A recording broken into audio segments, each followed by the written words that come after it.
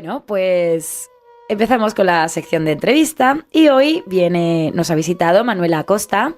Ella es terapeuta de Gestalt. Hola Manuela, ¿qué tal? Bienvenida. Hola, buenas tardes María. Un placer estar aquí contigo esta tarde. Para nosotros también. Y bueno, cuéntanos un poquito vienes hablando de la terapia Gestalt, ¿verdad? Sí. Cuéntanos un poquito de qué trata la terapia, porque eso últimamente se está escuchando mucho como tipo de terapia, ¿no? Cuéntanos un poquito si se puede definir o no sé, un poquito de enfoque. Lo voy a intentar. A ver, pues la terapia Gestalt está dentro de la terapia humanista y se centra básicamente en el aquí y en el ahora. Se trata de guiar al cliente, que es es una diferencia muy concreta con otros tipos de terapia, porque en esta no se le llama paciente, sino cliente.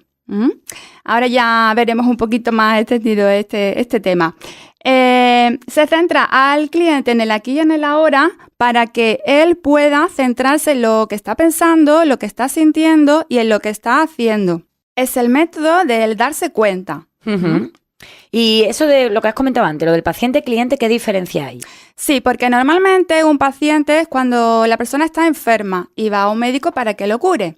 Sí. Y a diferencia de lo que en terapia Gestalt se trata de que el cliente asuma su propia responsabilidad. De manera que no es el terapeuta el que le va a curar, porque partimos de la base que no es un enfermo.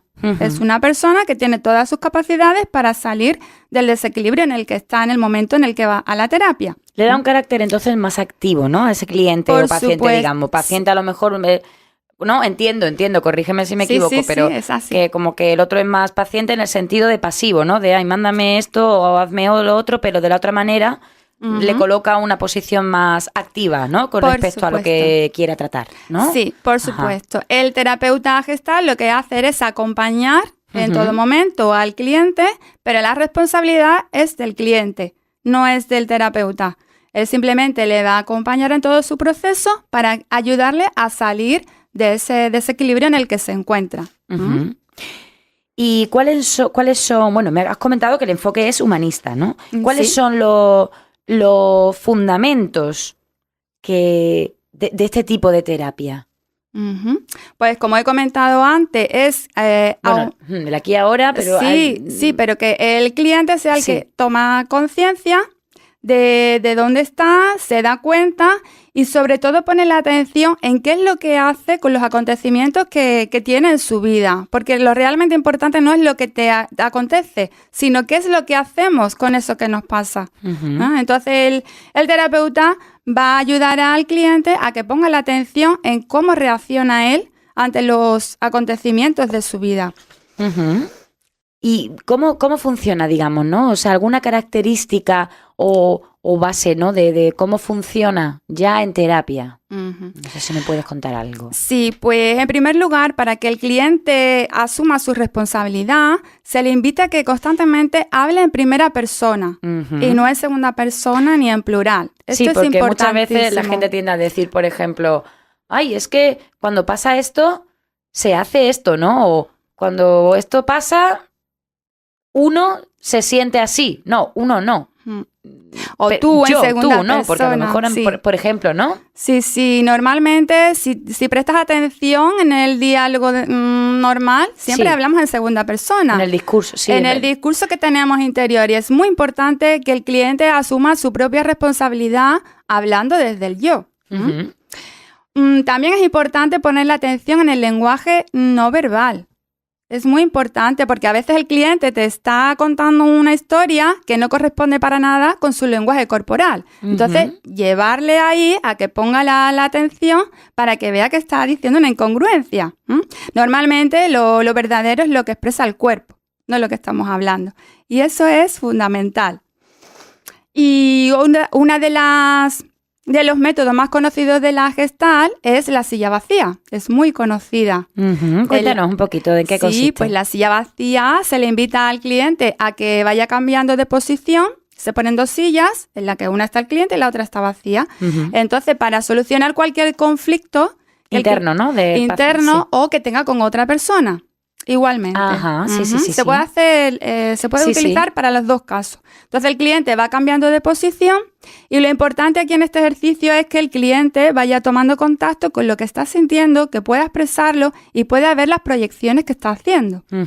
Es un ejercicio muy interesante y la verdad es que es muy desvelador, ¿no? Sí, sí, te remueve muchas cosas, ¿no? De darte cuenta, de... También supongo que si es un conflicto de más de una persona, al utilizar esta técnica probablemente también te ayude a ponerte en el lugar del otro, ¿no? Por ejemplo, supuesto, ¿no? Sí. Por supuesto que sí.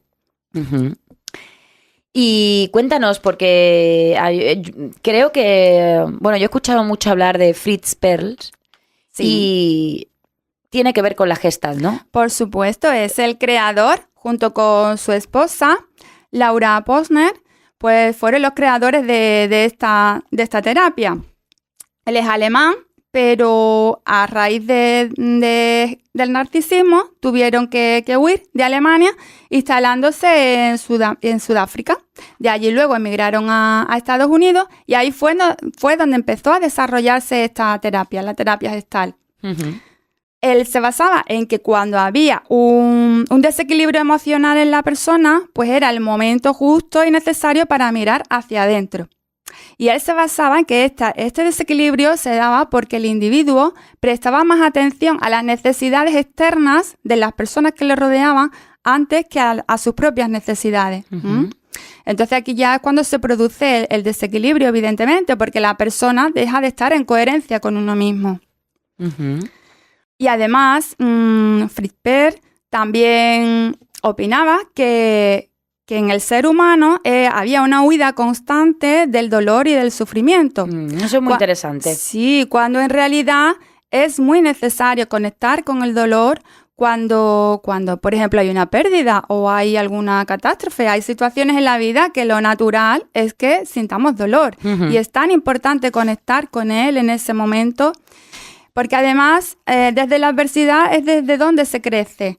Esto nos ayuda a madurar y a crecer como personas. Porque además hay una corriente cultura, como se quiera decir ahora, que se está criticando mucho, ¿no? Aquello de eso, de todo el rato persigue la felicidad, todo el rato calificar las emociones como positivas o negativas. Quiero decir, la ira es negativa, la tristeza es negativo, huye de eso y son emociones naturales que hay que vivirlas igual de una manera. Hombre, el problema supongo que es cuando te estancas en una, ¿no?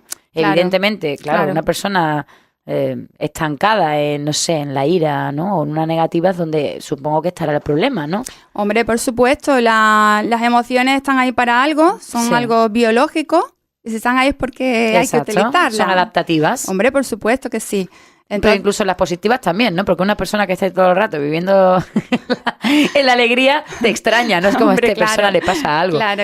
A lo mejor está negando ciertas emociones. Bueno, no tiene por qué, ¿no? No sabemos, no sabemos el ejemplo que estamos poniendo, ¿no? Pero dicho esto en el sentido en el que no clasifiquemos tanto a lo mejor negativo, positivo, fuera las emociones negativas. Hombre, si te estancas y estás ahí todo el rato R con las emociones negativas, pues a lo mejor se podría hacer de otra manera, ¿no? Pero sí, en ese sentido como que hay que prestarle atención y darle su lugar, ¿no? Porque como bien has dicho, eso son adaptativas, ¿no? Están en nosotros de toda la vida y, bueno, también habrá que hacerle algún caso. Claro que sí, las emociones no son ni buenas ni malas, son como son y son necesarias y ahí están para utilizarlas cuando hace falta. ¡Ay, qué emoción! Y además, sobre todo, la Gestalt también invita a la integración de todas nuestras polaridades. Eso es fundamental. ¿Eso qué? Cuéntalo un poquito. Pues hombre, al igual que en la naturaleza existe la noche y el día, lo femenino y lo masculino, pues también existe, como hemos hablado de emociones, pues existe el amor, existe el miedo, existe la alegría, el dolor. ¿Y a qué te refieres con integrar las polaridades? Pues integrarlas todas, porque todos tenemos de todo. Y cuando estamos viviendo una emoción o un sentimiento o, bueno, cualquier cosa en un extremo, estamos reprimiendo la otra. Por ejemplo, si un niño se le pone la etiqueta de que es malo, se le está reprimiendo su parte buena, cuando también la tiene. Claro. Entonces es muy importante integrar que todos tenemos de todo. Tenemos nuestro angelito y nuestro demonio. Hombre. Entonces, claro, lo insano es reprimir una de nuestras polaridades y lo sano es integrarla, reconocerla e integrarla. Ajá, muy bien. Ay, qué interesante, Manuela. Bueno, pues se nos acaba el tiempo, otro día te vienes más y nos cuentas más cositas porque me parece muy interesante y yo sé que a los oyentes también. Y bueno, pues nada, lamentándonos mucho, vamos a parar aquí por ahora. Esperamos, como hemos dicho, espero que vuelvas, ¿vale? Pues muchas gracias por haber venido. Muchas gracias y estaré encantada de venir otro día.